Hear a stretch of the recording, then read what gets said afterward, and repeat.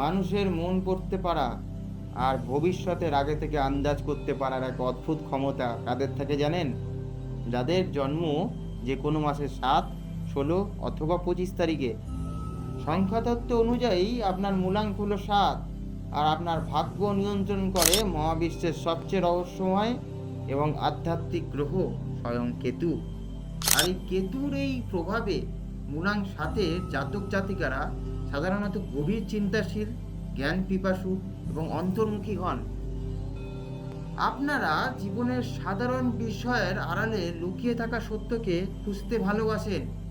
অন্যদের মতো শুধু বাইরের সৌন্দর্যতে মুগ্ধ হন না, কোনো বিষয়ের গভীরে প্রবেশ করে তার আসল অর্থ বুঝতে চান।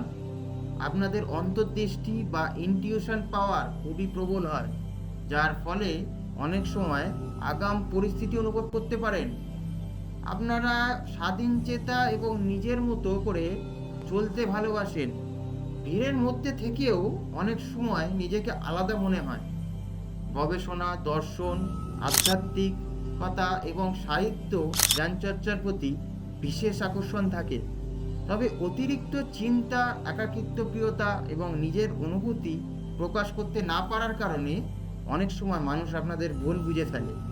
মাঝে মাঝে বাস্তবতার চেয়ে কল্পনা বা চিন্তা জগতে বেশি ডুবে থাকার প্রবণতা দেখা যায়। নিজের জীবনে ভারসাম্য বজায় রাখতে প্রতিদিন কিছুটা সময় ধ্যান, প্রার্থনা করার জন্য রাখুন।